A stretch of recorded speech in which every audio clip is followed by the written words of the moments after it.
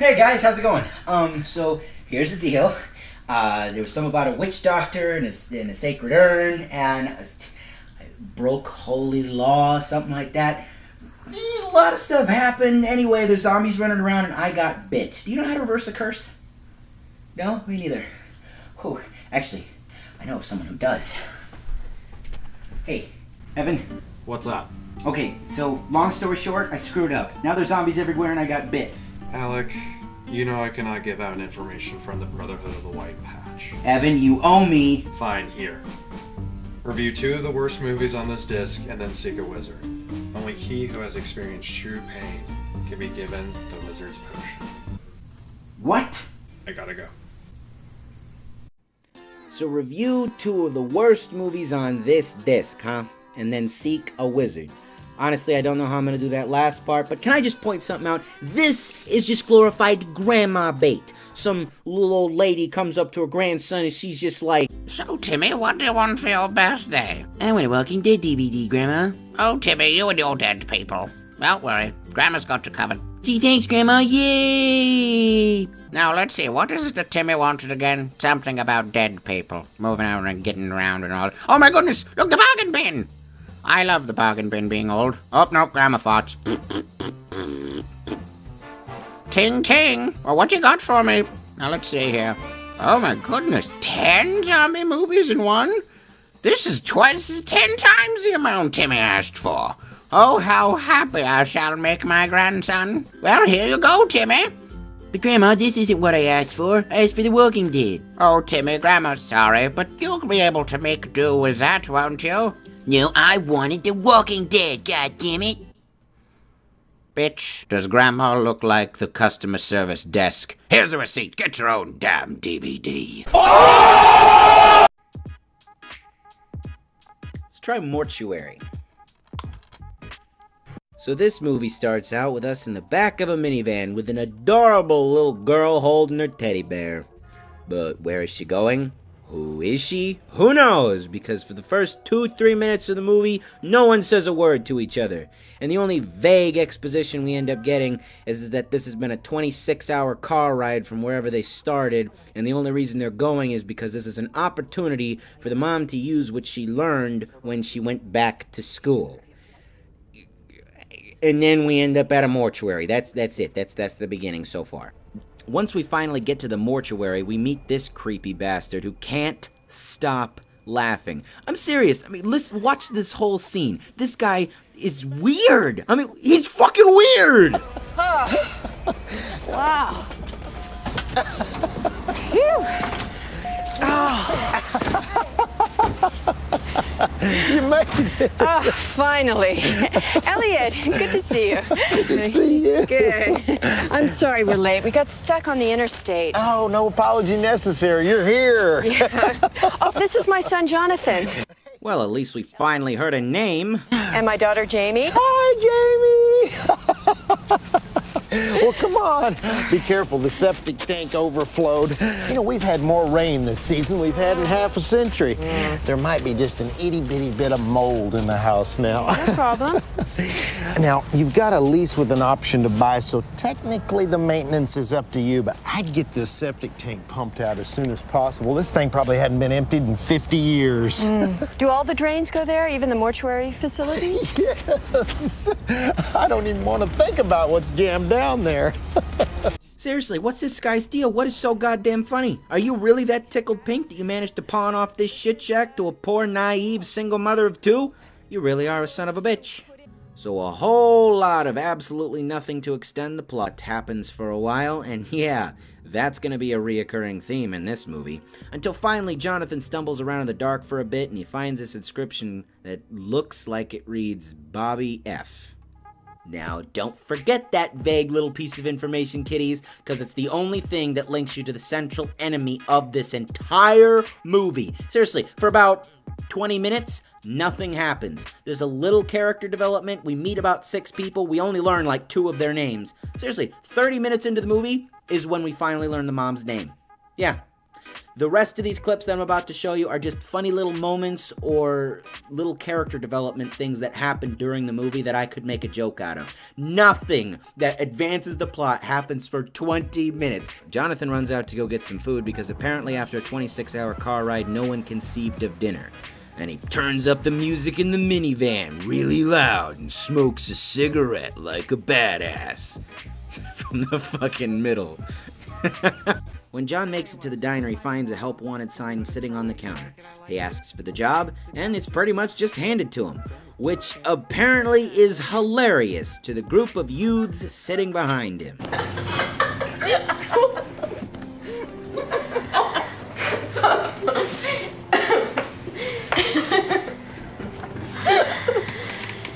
Hey there. I'm Jonathan Doyle. I just moved here. So? Good one.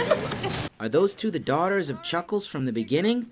Are there just not that many jokes that circulate through this town? Why the fuck is everybody laughing at stupid shit? So, a lot of nothing happens again. Jonathan ends up running through the graveyard for absolutely no reason from a bunch of sounds.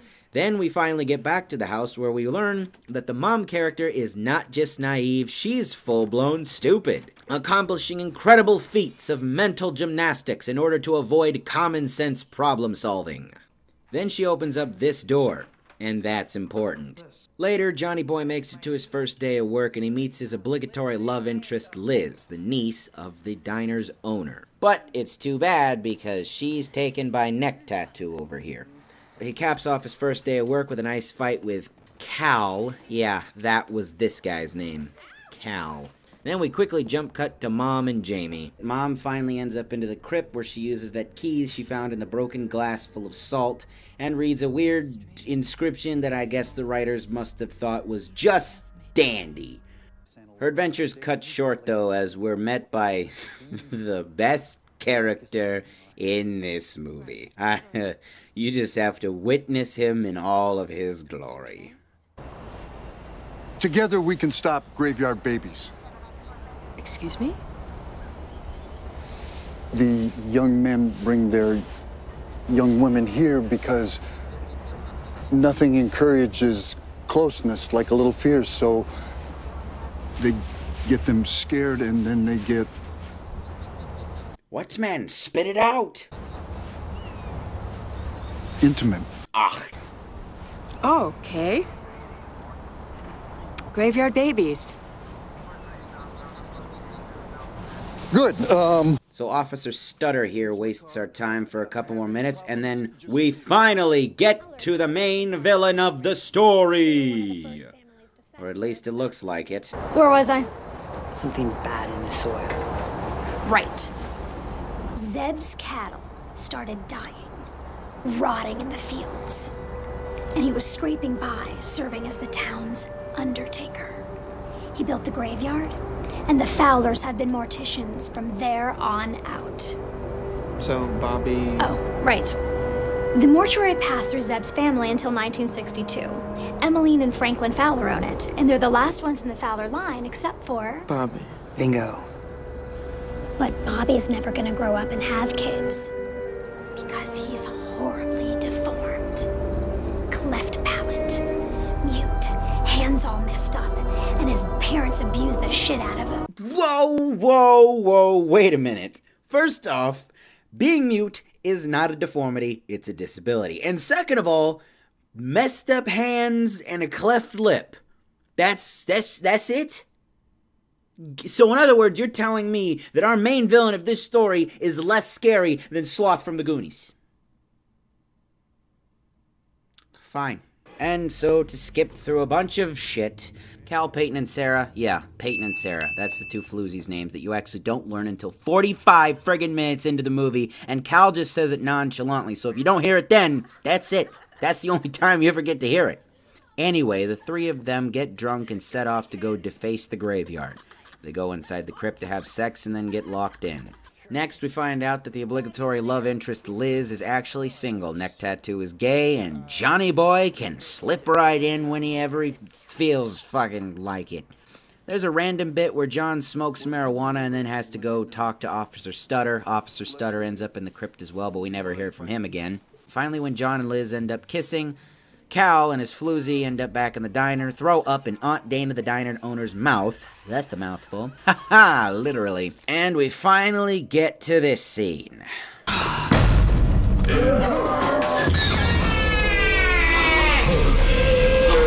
Oh, finally! Zombies! Zombies! 60 minutes into the movie and we finally see zombies! What? Seriously? Yeah, seriously. This goes on for another 10 seconds. This girl zombie makes another unsettlingly loud, whatever you want to call it. And it's zombie boobs. Yeah, zombie boobs. That's it. That's the scene. And then, so we see the mom character get her mouth thrown up in, which, I gotta say, this is the grossest way to spread a zombie virus. I mean, 28 days later, the blood vomit, yeah, that was one thing. But this, ew. And now when she's infected, she says this. You'll stay for dinner, won't you? Sure. Great.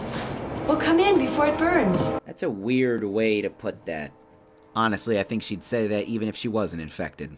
So we get to this dinner scene where our infected mom is aggressively trying to force feed the main cast the same black zombie vomit that she had to ingest. But this salt scene is important, but it's only a split second, so if you miss it, well, too bad. Seasoned perfectly. Mom! Please!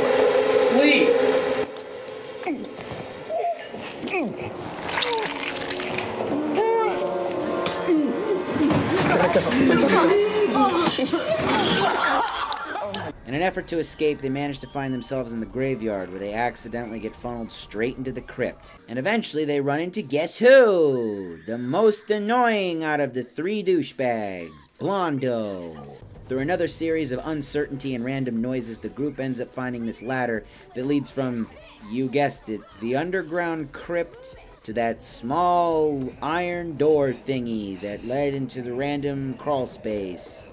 Because, yeah. So John puts Jamie in a room so that she can be safe. Unfortunately, Bobby Fowler was waiting in the closet the whole time. Creepy. And ends up taking her away. Once the group figures out that salt is the main enemy of the monsters and the goo, they decide to go back into the crypt and save Jamie, because apparently they knew that's where she was. They end up doing this weird Goonies thing where instead of Chunk and Sloth with a baby Ruth, it's Bobby and Jamie with a licorice stick. It's out of place, honestly. It doesn't make any sense.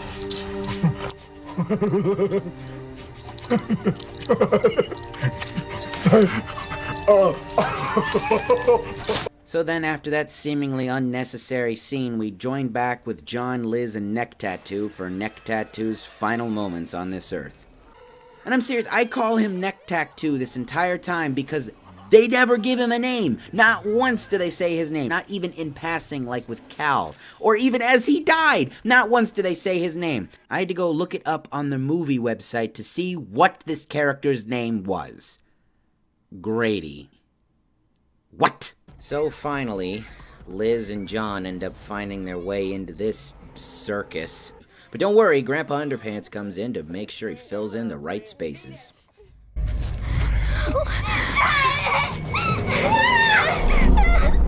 Oh, did I forget to mention that Bobby is not a real enemy after all? It turns out this demon well that's allergic to salt is... because plot. So John and Liz finally decide to go on the offensive and start hurling all the salt that they brought down there at the remaining zombies. Bobby, for some reason due to the Goonies reference, decided to sacrifice himself for Jamie, and after that, Liz throws the remaining salt down the well, and we think everything's fine. Eventually, our heroes make it out, but then this.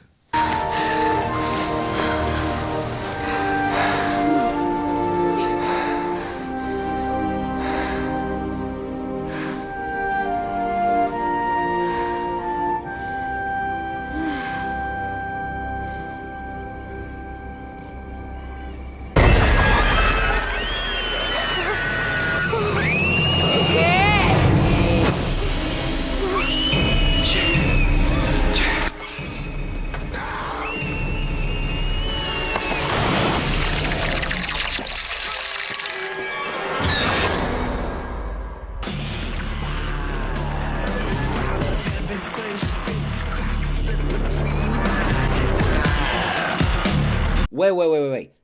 Toby Hooper? Toby Hooper, the guy who directed Texas Chainsaw Massacre in the 1970s? The same Toby Hooper? Yeah, what? Toby, you okay, man? You get hit in the head or something? You a little sleepy? Seriously, man, this was crap. Why'd you do this to me? Well, I guess there's no time to dwell on it. The mighty must fall sometimes, I suppose. Let's see here. Next one, if I'm gonna reverse the curse, let's try... Destined to be ingested.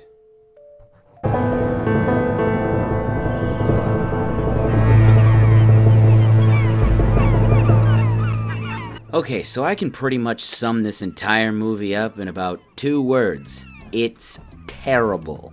Honestly, I really hope that this movie was supposed to be a spoof on some 80s references or something because of how stupid it is. The fact that they even had to mention that it was the 80s was completely unnecessary. I mean, the whole thing takes place on boats and islands. Nobody wears anything but swimwear. Speaking of which, I like how they put the hot girl in a fairly modest bikini, and then Olive Oyl is in this cheap see-through thing, and okay, well, now I get the 80s reference. Oh, if you could see what I see. I believe I see the canyon through the trees. Anyway, the fat guy's here getting a fight, and that's pretty much the best scene in this entire movie. But, not before this happens.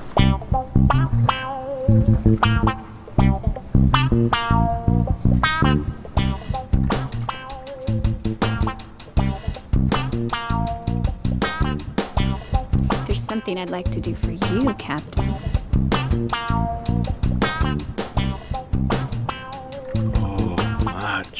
So, anyway, back to the fight that follows this moment.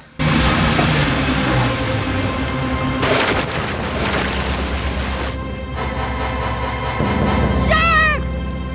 Shark! I like how convincing her acting is. No, Jaws, look out! You'll get diabetes.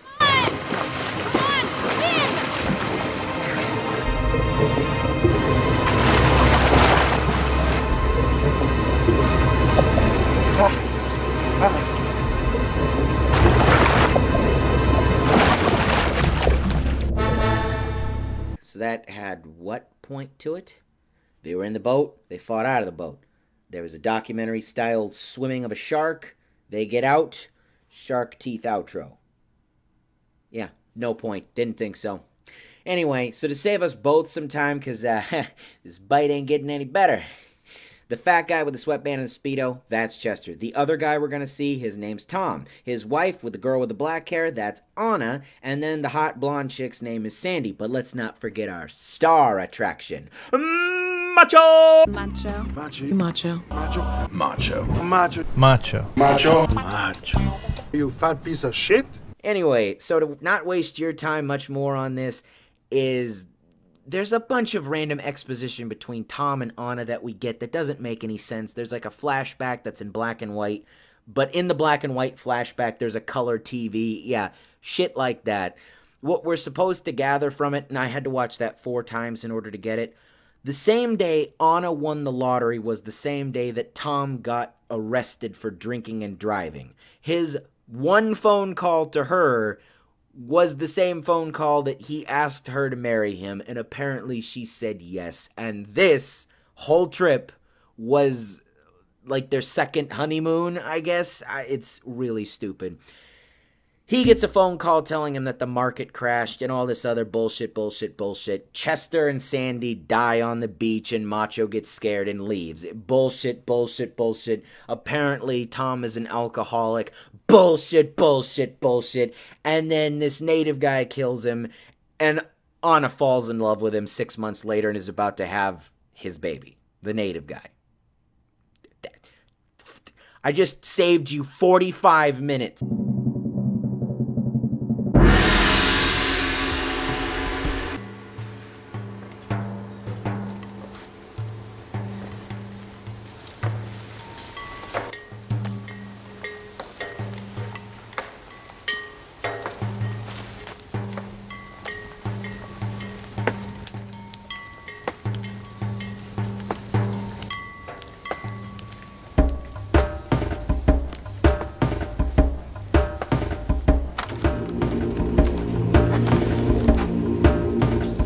You know, for a village that doesn't approve of and kills outsiders on sight, they sure have a lot of different ethnicities.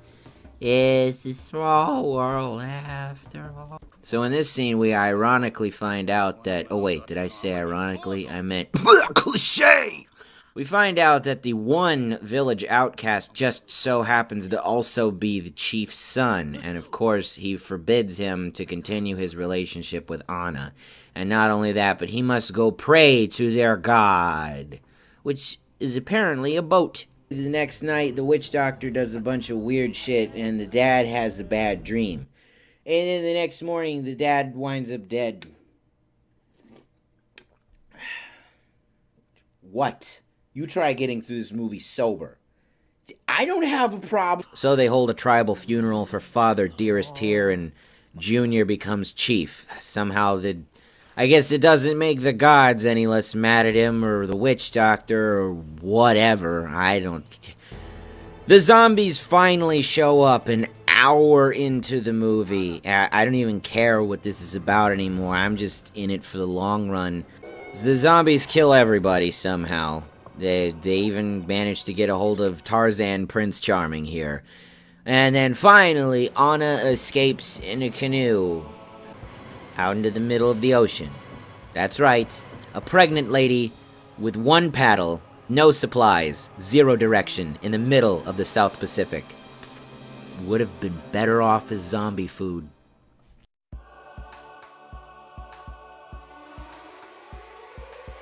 Okay, so I guess now that I've reviewed some of the worst movies on that DVD, it's time to find the wizard. Okay, let's see. There we go. 24-hour emergency wizard service. We're not superheroes, we're wizards. 1-800-WIZARDS. Alright, let's get a phone. Why is the GPS telling me to go into the attic?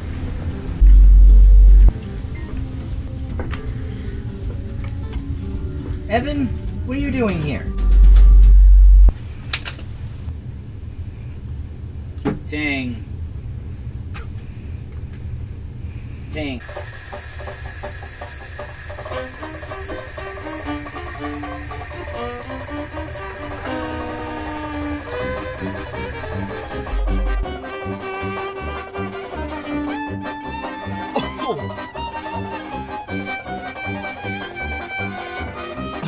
It's just vodka and gasoline! Hey guys, thanks so much for watching. I'm gonna be honest, this was a lot more involved than I thought it would be, but I had a lot of fun, so I hope you enjoyed this as well. If you did, why not get familiar with that like button? Show it a little love.